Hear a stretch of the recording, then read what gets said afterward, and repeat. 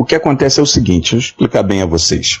A questão no Brasil, de nossa eleição, ela não é uma eleição exclusiva do Brasil, tá? Esquece isso. Não é Brasil. Não é um indivíduo contra outro indivíduo. Né? Não é Lula contra Bolsonaro e vice-versa. A nossa eleição aqui, ela tem um aditivo ou diversos aditivos que não são normais em eleições de outros países. Por quê? Porque o mundo inteiro, o G7, que agora são mais até, né? Eles têm interesse que entra um cara de esquerda. Porque hoje o governo mundial é de esquerda. E Bolsonaro peitou as ONGs, peitou diversas entidades estrangeiras dentro do país, colocou mais de 3 ou 4 vezes o número de militares na Amazônia, em pontos estratégicos, reativou alfândegas aonde não tinha, botou fiscais de barreira, todos militares. Então foram pegos dezenas e dezenas de milhares de quilos de ouro, diamante, esmeralda, tudo que ia saindo para fora. Vocês talvez não tenham acompanhado, outros talvez tenham, mas eu tenho acompanhado tudo isso. O ouro saía de tudo que era jeito, até dentro de motor de moto. Centenas de motores de moto, um motor vazio por dentro, só a casca por fora e o recheio era ouro. Tá, indo para a França, isso foi pego pelos militares. Né? Eram toneladas que saíam todo mês. E começou a atrapalhar. E não é só ouro, não. Nós temos nióbio, nós temos grafeno, e nós temos um outro mineral raríssimo, mais caro que ouro e diamante junto, que é o tântalo,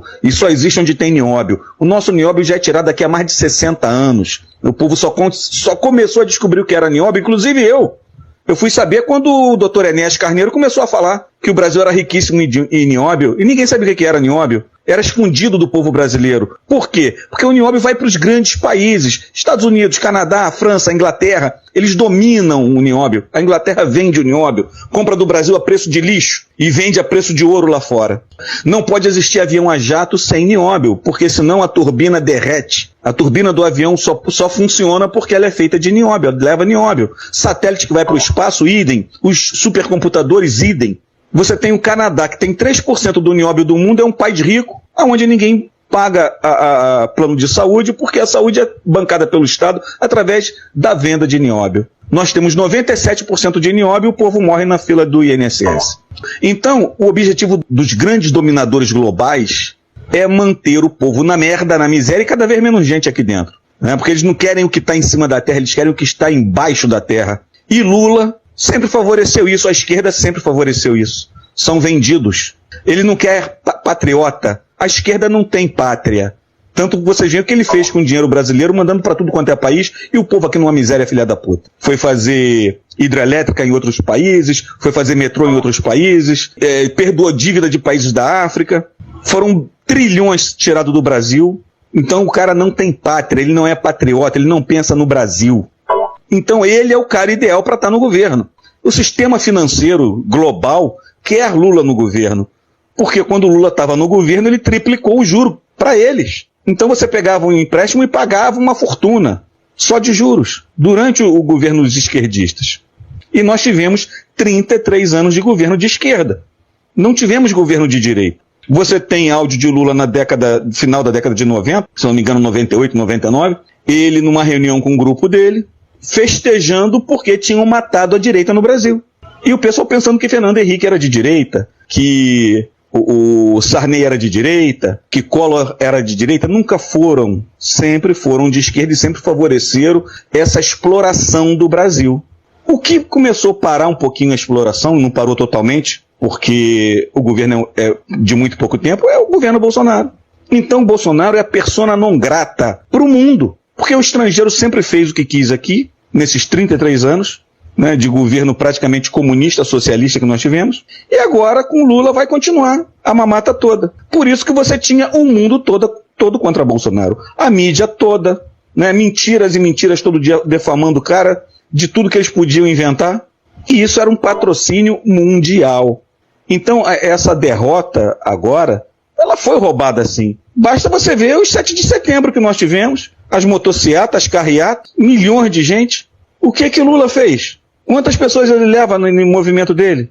É insignificante, insignificante. Um deputado federal num movimento qualquer que faça, esses garotos que foram bem votados aí, leva 10 vezes mais do que Lula levava. E olha que Lula paga, hein? O Bolsonaro é tudo de graça. Então, o voto foi roubado? Foi. É claro que foi. Porque quando você pega o boletim de urna, tem um voto a cada 3 segundos. Isso é roubo. Ninguém vota em 3 segundos, um atrás do outro, não dá tempo. Pega 3 segundos no relógio e vê se você consegue fazer uma votação, não consegue.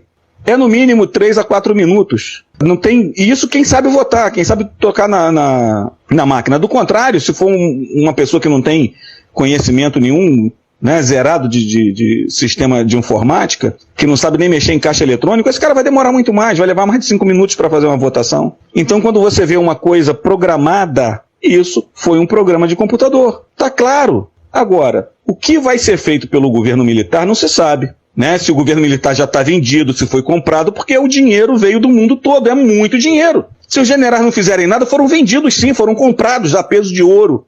Isso está na cara. A gente não tem que estar xingando o nordestino, estar xingando A ou B ou C porque Lula ganhou. Não, porque Lula não ganhou, ele não levou na realidade. Ele levou no roubo, ele levou numa manipulação de programa de informática. Por que eles não querem o voto impresso ao lado da máquina? Porque o voto impresso vai fazer a confrontação. E não podia ter confrontação. Entendeu? Acordem e vejam isso. Se a coisa fosse tão realista, não tinha o menor problema de ter o voto impresso do lado. Você fazia o voto ali, apertava o botão, a máquina ia imprimir teu voto e ia botar na urna. A hora que desse um problema, abre a urna e vamos contar se vai bater com a memória do computador. Não bateu, não, então tá errado. Bateu, então tá beleza. Quem não deve, não teme. Eles não tinham por que fazer todo o trabalho que fizeram, gastar uma fortuna, ir para dentro do Congresso brigar, por causa do papelzinho impresso. É por quê? Porque o papelzinho impresso ia denunciar o roubo.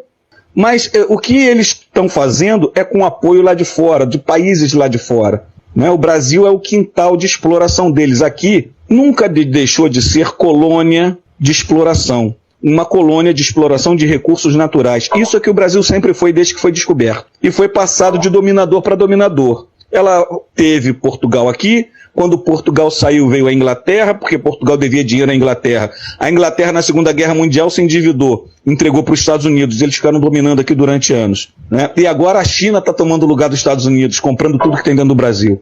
A gente tem passado de dominador para dominador, de explorador para explorador, desde que o Brasil foi descoberto. E quando você tem um patriota aqui, eles querem tirar, como tiraram a família imperial, que eram patriotas. E criaram aqui uma república desgraçada que só atrasou o Brasil.